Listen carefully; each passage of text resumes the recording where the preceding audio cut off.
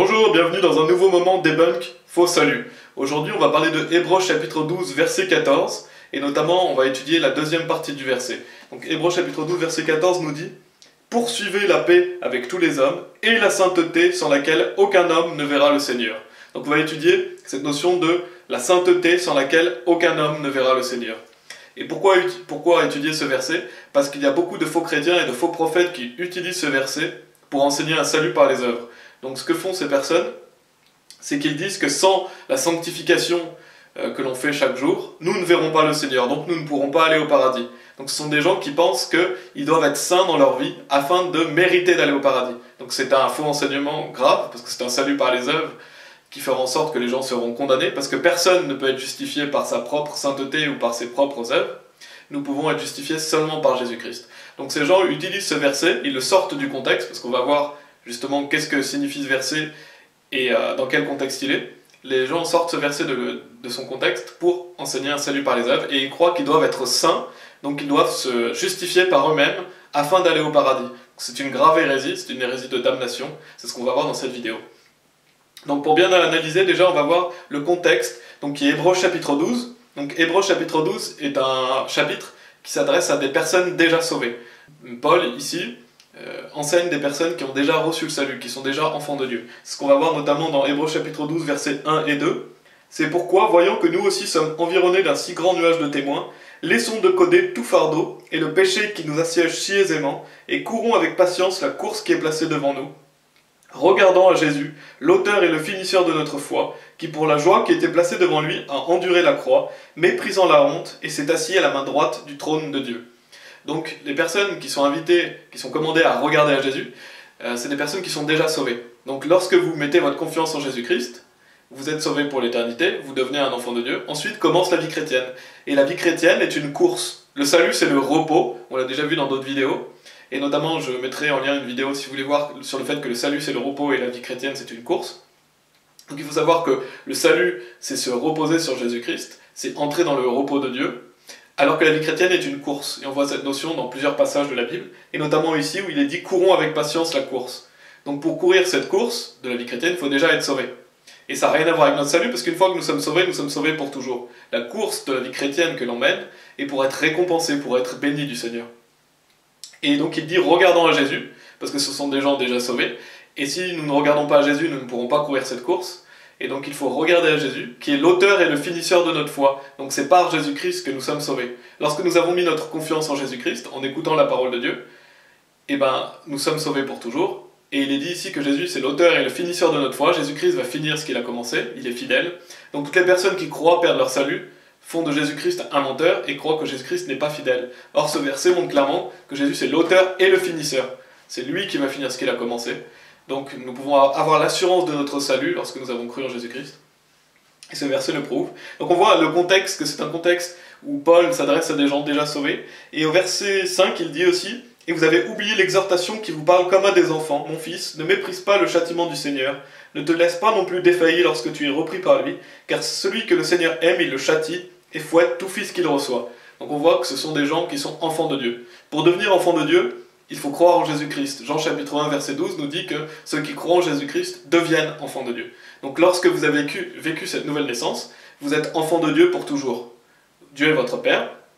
Et lorsque vous commettez des péchés dans votre vie de chrétien, Dieu va vous châtier. Donc il y aura des conséquences aux mauvais actes que vous ferez lorsque vous êtes sauvés. Vous serez châtiés sur cette terre, vous perdrez des récompenses dans le ciel. Mais vous ne pouvez plus jamais aller en enfer, parce que lorsque vous avez cru en Jésus-Christ, vous avez été sauvés pour toujours. Votre place est réservée au paradis, donc le châtiment est sur cette terre. Et c'est ça que beaucoup de faux chrétiens ne comprennent pas. Souvent, quand on leur dit que le salut est gratuit, qu'ils sont pardonnés de tous leurs péchés et que c'est pour toujours, ils vont vous dire oui, alors dans ces cas-là, je peux faire tout ce que je veux, je peux faire plein de péchés, de toute façon je suis sûr d'aller au paradis. Donc déjà, ce sont des gens qui n'ont pas compris la simplicité de l'évangile, n'ont pas compris que nous ne sommes pas justifiés par nous-mêmes mais par Jésus-Christ, que Dieu pardonne tous nos péchés. Bien sûr, je ne vais pas rentrer dans tous ces détails, on a déjà vu dans beaucoup de vidéos. Mais je voulais aussi dire qu'ils n'ont pas compris le fait que vous serez punis, oui, mais sur cette terre. Dieu va vous châtier parce que vous êtes son fils, mais vous ne pouvez pas arrêter d'être son fils. Vous êtes son fils pour toujours, la nouvelle naissance a lieu une fois. Et lorsque vous êtes son fils, vous lui appartenez, et donc Dieu vous châtie si vous commettez des péchés. Et il vous bénit si vous faites des bonnes actions. Et donc c'est ce qu'on voit ici. Et d'ailleurs, on voit au verset 7, « Si vous endurez le châtiment, Dieu agit envers vous comme envers des fils, car quel fils est celui dont le Père ne châtie pas? Mais si vous êtes sans châtiment, de quoi tous sont participants, alors vous êtes des bâtards et non des fils. » Donc la Bible nous dit que Dieu châtie ses enfants, il ne châtie pas les gens non sauvés. Si on est participant du châtiment du Seigneur, c'est parce qu'on lui appartient. Et c'est ce qui est dit ici. Mais si vous êtes sans châtiment, de quoi tous sont participants, alors vous êtes des bâtards et non des fils. Ce sont des personnes qui sont non sauvées. Eux, ils n'ont pas part au châtiment de Dieu, ils ne sont pas enfants de Dieu. Mais lorsque vous êtes enfants de Dieu, vous pouvez être certain que Dieu vous châtiera, parce que Dieu vous aime et Dieu veut vous ramener sur le droit chemin. Donc Hébreux chapitre 12 s'adresse à des enfants de Dieu. Et au verset 10, il est dit « Car en vérité, il nous châtiait quelques jours suivant leur propre plaisir, mais lui pour notre intérêt, pour que nous puissions être participants de sa sainteté. » Donc je vous invite à voir une vidéo, un moment salut sur le châtiment de Dieu qu'on avait déjà vu, parce que je ne vais pas rentrer trop dans le détail sur cette notion-là. Mais Dieu nous châtie pour que l'on soit participant de sa sainteté, pour notre propre intérêt. Et donc ça va rejoindre le verset 14 qu'on avait vu tout à l'heure et dont on va analyser la deuxième partie, qui dit « La sainteté sans laquelle aucun homme ne verra le Seigneur ». Et on voit dans le verset 10 que Dieu nous châtie pour qu'on soit participant de sa sainteté.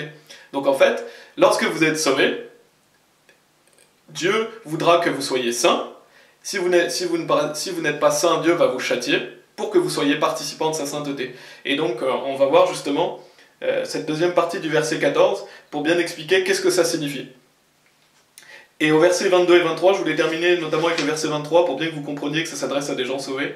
Il dit « À l'assemblée générale et église des premiers-nés, lesquels sont écrits dans le ciel, et à Dieu le juge de tous, et aux esprits des hommes justes rendus parfaits. » Donc ce sont des personnes dont l'esprit a été rendu parfait. L'esprit des hommes justes rendu parfait. Donc lorsque vous êtes rendu parfait, ça veut dire que tous vos péchés sont pardonnés. Votre esprit est parfait, vous êtes considéré comme juste devant Dieu, parce que vous avez cru en Jésus-Christ. Et là on voit que le salut est pour toujours, parce que si vous êtes rendu parfait, Dieu vous voit comme quelqu'un de parfait dans votre nouvelle créature. La nouvelle créature qu'il a fait de vous est parfaite. Donc vous ne pouvez plus être condamné, vous ne pouvez plus aller en enfer, vous êtes certain d'aller au paradis. Et ce verset le prouve encore une fois. Donc voilà le contexte d'Hébreux chapitre 12. Paul s'adresse à des gens sauvés, et donc ce qu'il leur enseigne, c'est la vie chrétienne. Et ce qu'il faut savoir, c'est qu'il y a deux types de sanctification. Donc il y a la sanctification le jour de votre salut. Donc lorsque vous mettez votre confiance en Jésus-Christ, la Bible dit que vous êtes sanctifiés. Il est dit dans Hébreux chapitre 10, verset 10, « Par laquelle volonté nous sommes sanctifiés, par le moyen de l'offrande du corps de Jésus-Christ, faite une fois pour toutes. » Donc nous sommes sanctifiés parce que Jésus-Christ s'est donné une fois pour toutes. Il a porté nos péchés sur la croix. Donc lorsque l'on croit en lui, il nous lave de tout péché par son sang. Donc c'est une sanctification qui est un événement. Comme la nouvelle naissance est un événement, le salut est un événement, c'est-à-dire que ça a lieu une fois. Le jour où vous mettez votre confiance en Jésus-Christ, vous êtes rendu saint. Et on le verra dans 1 Corinthiens chapitre 1, que vous êtes considéré comme saint aux yeux de Dieu. Et ensuite, il y a la sanctification qui est un processus dans notre vie de chrétien. Et elle n'a rien à voir avec le salut, parce que vous êtes déjà sauvés. Mais cela déterminera, comme on a vu, le fait que Dieu vous châtiera si vous péchez, et Dieu vous donnera des récompenses, vous bénira si vous marchez avec lui. Et donc cette sanctification est un processus, c'est tous les jours de votre vie jusqu'à votre mort. Dieu veut que vous soyez un peuple à part. Être saint, c'est être à part pour Dieu. Et donc c'est vivre pour Dieu, c'est ne pas vivre comme le monde. Et donc il y a deux types de sanctification, et Actes chapitre 26, verset 18, je voulais relire ce verset. On en a déjà parlé dans une autre vidéo aussi, si vous voulez la revoir au sujet de la sanctification pour le salut. Le verset 18, à la fin du verset, nous dit « Un héritage parmi ceux qui sont sanctifiés par la foi qui est en moi. » Donc lorsque vous avez cru en Jésus-Christ, vous êtes sanctifiés. Parce que vous avez cru en lui, Dieu vous rend saint. Et donc on voit cette notion de sanctification par la foi. Et donc cette sanctification est éternelle. Vous êtes purifiés de tout péché, une fois pour toutes, comme le dit Hébreux chapitre 10, verset 10. Dieu s'est donné une fois pour toutes. Jésus-Christ est mort pour vous une seule fois. Et donc cette sanctification est un événement. Ensuite, il y a la sanctification de la vie chrétienne. Et donc à ce sujet, on va lire 1 Corinthiens chapitre 1, verset 2, où on voit cette notion d'être sanctifié pour le salut et cette notion de sanctification dans la vie chrétienne. Il est dit, donc c'est Paul qui écrit à l'église de Corinthe, et qui dit « À l'église de Dieu qui est à Corinthe, à ceux qui sont sanctifiés en Christ Jésus. » Donc ces personnes-là sont sauvées. Comme je l'ai dit, ils ont eu cru au Seigneur Jésus-Christ, comme le dit Actes chapitre 26, verset 18. Ils ont été sanctifiés par leur foi. Cette sanctification est un événement. Et ensuite, il est dit « Appelés à être saints. » Donc oui, ils sont saints devant Dieu, mais ils sont appelés à être saints, c'est-à-dire qu'ils sont appelés à vivre dans la sanctification dans leur vie de chrétien. Et ça, c'est important, c'est un processus de tous les jours. En tant que chrétiens, nous devons être saints devant Dieu. Nous sommes saints éternellement au niveau du salut, mais au niveau de notre vie chrétienne, c'est quelque chose dans lequel on doit travailler. Nous devons travailler à notre sanctification, nous devons marcher par l'Esprit, et nous devons faire des efforts pour cela. Et donc on voit cette notion de « ils sont saints », mais ils sont aussi appelés à être saints dans leur vie de chrétien. Et dans 2 Corinthiens chapitre 6, verset 17, on va lire aussi un verset qui nous dit « C'est pourquoi, sortez du milieu d'eux et soyez séparés du Seigneur, et ne touchez à aucune chose impure, et je vous recevrai. » Donc ici, on a cette notion d'être saint, de vivre une vie de sanctification devant Dieu. C'est le fait de sortir du milieu d'eux et d'être séparé. Et de sortir du milieu de qui? Des incroyants. D'être séparé, de ne pas vivre comme le monde. C'est ce que enseigne 2 Corinthiens chapitre 6, si vous voulez revoir. Il nous dit au verset 14, « Ne vous mettez pas sous un même joug avec les incroyants, car quelle association à la droiture avec l'injustice, et quelle communion à la lumière avec l'obscurité. » Donc nous devons vivre différemment des gens du monde lorsque nous sommes sauvés. La Bible nous dit que si on est un ami du monde, on a un ennemi de Dieu. Donc on doit vivre à part. Et c'est ça, être saint, c'est vivre séparément. Nous devons être un peuple dévoué au Seigneur, et nous devons être des vaisseaux à honneur pour lui, pour qu'il puisse nous utiliser, pour que nous puissions lui porter du fruit. Et dans 2 Corinthiens chapitre 7, verset 1, il est dit « Ayant donc ces promesses, chers bien-aimés, nettoyons-nous nous-mêmes de toute souillure de la chair et de l'esprit, perfectionnant la sainteté dans la crainte de Dieu. » Donc une fois que vous êtes sauvés, vous êtes sanctifiés pour l'éternité, et Dieu s'attend à ce que vous marchiez dans la sainteté, perfectionnant la sainteté dans la crainte de Dieu. C'est-à-dire que vous devez arrêter de pécher, vous devez vivre une vie où vous devez être saint devant Dieu, vous devez œuvrer pour Dieu, et vous devez perfectionner cette sainteté. Et ça, c'est un travail de tous les jours. C'est un travail jusqu'à notre mort. Et ça n'a rien à voir avec notre salut. Vous êtes déjà sauvés, mais ça a à voir avec le fait que Dieu va vous bénir, vous serez récompensés si vous faites cela. Et on avait cette notion dans Jacques chapitre 2, donc qu'on a vu dans un précédent moment débunk faux salut, Jacques chapitre 2 qui nous parle donc de la foi sans les âmes mortes. On a étudié ce passage, et je voulais revenir au verset 22, parce qu'il y a cette notion de, voilà, à la fin du verset, par les œuvres, la foi fut rendue parfaite. Donc il y a cette notion de perfectionner notre foi. Et de même, ici, dans 2 Corinthiens chapitre 7, verset 1, on a cette notion de perfectionnant la sainteté. Parce que lorsque vous êtes sauvés, Dieu veut que vous perfectionnez votre foi, c'est-à-dire que vous fassiez des œuvres, que vous produisiez du fruit pour lui. Et perfectionner, ça veut dire rendre complète. Et aussi perfectionner la sainteté. Donc Dieu veut que vous vous détourniez du péché, vous soyez de plus en plus saints pour lui. Et donc cette notion de perfectionner la sainteté, de rendre notre foi parfaite, c'est la vie chrétienne. Ça n'a rien à voir avec notre salut. Et notre salut est déjà reçu. Il ne dépend que du fait qu'on ait cru en Jésus-Christ, et que Dieu est fidèle, et que Dieu nous sauve pour toujours. Donc là, on parle de la vie chrétienne. Et voilà, donc on va revenir justement à Hébreux chapitre 12, pour bien montrer que ce verset 14, qui nous dit « La sainteté sans laquelle aucun homme ne verra le Seigneur », cela parle de la vie chrétienne. Parce que vous êtes sanctifiés pour toujours le jour de votre salut. Mais ensuite, comme on l'a vu, Dieu veut que vous soyez saints, que vous viviez séparés du monde, que vous soyez à son service, et que vous progressiez dans la sainteté. Et donc c'est ce que veut montrer ce verset. Et on a cette notion de... on va voir donc le verset 14, cette notion de voir le Seigneur. Notamment dans Jean chapitre 6, verset 40. Je voulais relire Jean chapitre 6, verset 40, qui nous dit, au commencement du verset, « Et cela est la volonté de celui qui m'a envoyé, que quiconque voit le Fils et croit en lui. » Donc nous savons que nous ne voyons pas Jésus-Christ. Et pourtant la Bible nous dit « voit le Fils ». Pourquoi? Parce qu'on le voit par la foi. On le voit par les yeux de la foi. Et donc si on croit en lui, on est sauvé. Et donc on a cette notion de voir le Seigneur par la foi. Et je voulais appuyer ça parce qu'on va y revenir. Et notamment aussi Ésaïe chapitre 38, verset 11, qui nous dit, donc dans l'Ancien Testament, c'est le contexte du rétablissement du roi Ézéchias, qui était malade à la mort, et que Dieu va guérir, parce que Ézéchias va s'humilier et va prier Dieu pour qu'il puisse être guéri. Et au verset 11, il est dit « Je disais, je ne verrai plus le Seigneur, à savoir le Seigneur dans la terre des vivants. Je ne contemplerai plus l'homme avec les habitants du monde. » Donc on voit ici que Ézéchias, en parlant du fait qu'il a été rétabli de sa maladie et qu'il pensait mourir, il dit « Je ne verrai plus le Seigneur, à savoir le Seigneur dans la terre des vivants. » Et c'est intéressant parce qu'il parle de la notion de voir le Seigneur sur cette terre.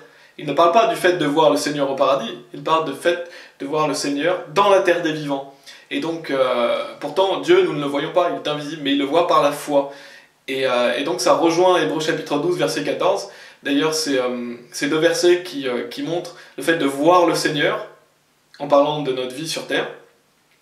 Et ces deux versets, Ésaïe 38, 11, complète bien Hébreux chapitre 12, verset 14, apporte un éclaircissement parce qu'il montre la notion de voir Dieu sur cette terre. Et ça, c'est très important, parce que Hébreux chapitre 12, verset 14, quand il est dit dans la sainteté sans laquelle aucun homme ne verra le Seigneur, ça parle de voir Jésus agir dans notre vie. Ça ne parle pas du fait de voir Jésus au paradis, parce que lorsque vous êtes sauvé, vous êtes sûr de voir Jésus-Christ un jour, parce que vous allez le voir au paradis. Mais vous n'êtes pas sûr de voir Jésus dans votre vie. Parce que si vous menez une vie de péché, Dieu ne va pas agir dans votre vie comme il agirait si vous menez une vie de sainteté. Donc vous ne verrez pas Dieu dans votre vie agir. Par contre, vous verrez Dieu au paradis. Et donc c'est ce que veut enseigner Hébreux chapitre 12, verset 14. Et donc Ésaïe 38, 11 est vraiment clair sur le fait que nous pouvons voir Jésus-Christ sur la terre des vivants. Nous pouvons voir l'Éternel. Et comment? En vivant dans la sainteté. Et on a 1 Pierre chapitre 1, verset 15 et 16, que je ne vais pas lire aussi, qui nous dit que lorsque que Dieu est saint et donc il vous appelle à être saint. Et c'est un privilège. Ce que je voulais souligner aussi, c'est que c'est un privilège du fait de voir Dieu agir dans notre vie. Donc une fois que nous sommes sauvés, nous devons faire en sorte de voir Dieu agir dans notre vie. Nous devons avoir une communion avec le Seigneur, nous devons être appelés les amis de Dieu. Ça, c'est un vrai privilège de pouvoir avoir une communion avec Dieu et de s'approcher de Dieu. Et bien sûr, vous verrez Dieu au paradis si vous menez une vie de péché en étant sauvé, mais quel dommage, vous vous coupez des bénédictions dans cette vie et des bénédictions à venir dans la vie d'après. Et donc, en conclusion, Hébreux 12, 14 nous apprend quoi? Certainement pas le fait que vous devez être saint dans votre vie pour voir Jésus-Christ au paradis, ça c'est un mensonge, parce que lorsque vous avez cru en Jésus-Christ, comme on l'a vu dans Hébreux chapitre 10, verset 10, vous êtes sanctifiés pour toujours. Ensuite, la vie chrétienne commence, et cette vie chrétienne, elle est faite d'œuvres, elle est faite du fait que vous devez rendre votre foi parfaite, perfectionner votre sainteté, donc vous devez marcher par l'Esprit, vous devez marcher avec Dieu. Et donc si vous faites cela, si vous marchez dans la sainteté, vous verrez le Seigneur agir dans votre vie. Alors que si vous menez une vie de désordre et de péché en étant sauvé, vous ne verrez pas Dieu dans votre vie. Et en plus, on a vu que Dieu va vous châtier. Parce que lorsque vous êtes son enfant, Dieu vous châtie si vous commettez des péchés, pour justement que vous soyez participant de sa sainteté. Parce que Dieu veut que vous soyez saint dans votre vie de chrétien. Dieu veut que vous soyez participant de cela. Et Dieu vous a créé pour de bonnes œuvres. Donc c'est-à-dire que Dieu vous a sauvé pour toujours, et maintenant il veut que vous pratiquiez les œuvres, pas pour être sauvé, vous êtes déjà sauvé, mais par amour de lui, et pour mener une bonne vie de chrétien, pour justement courir cette course, comme le dit Hébreux chapitre 12. Donc voilà, ce verset est vraiment clair, et on va terminer justement par lire 2 Corinthiens chapitre 7, verset 1, parce qu'on l'a vu tout à l'heure, et c'est ce que veut vraiment nous enseigner Hébreux chapitre 12, verset 14, que si vous ne poursuivez pas la sainteté, vous ne verrez pas le Seigneur agir dans votre vie. Donc, qu'est-ce que vous devez faire pour justement voir le Seigneur sur la terre des vivants? Parce que vous allez le voir au paradis si vous êtes sauvé, mais vous ne le verrez pas dans cette vie. Et bien, qu'est-ce que vous devez faire? Il est dit, ayant donc ces promesses, chers bien-aimés, nettoyons-nous même de toute souillure de la chair et de l'esprit, perfectionnant la sainteté dans la crainte de Dieu. Nous devons craindre Dieu, nous devons garder ses commandements, nous devons lire la parole, marcher par l'esprit, et ainsi perfectionner la sainteté, vivre à part pour le Seigneur, et nous verrons ainsi Dieu agir dans notre vie. J'espère que ça vous a aidé à clarifier ce verset, qui malheureusement est vraiment mal utilisé par les faux chrétiens et les faux prophètes. Et le nombre de fois où j'ai vu des personnes justement utiliser ce verset pour dire « Attention, si vous n'êtes pas saint, si vous menez une vie de péché, vous ne verrez pas le Seigneur, et donc vous n'êtes pas sauvé, vous n'irez pas au paradis. » Mais ça ne parle pas du fait de voir le Seigneur au paradis, parce que lorsque vous êtes enfant de Dieu, vous êtes sûr de le voir au paradis, mais ça parle du fait de le voir sur la terre des vivants. Comme on l'a vu dans Ésaïe 38, 11, il est possible de voir Dieu sur cette terre. Comment? En vivant dans la sainteté lorsque nous sommes son enfant. Et ainsi Dieu nous bénira, ainsi Dieu agira dans notre vie, et Dieu fera en sorte que nous puissions être récompensés au paradis. Voilà, que Dieu vous bénisse.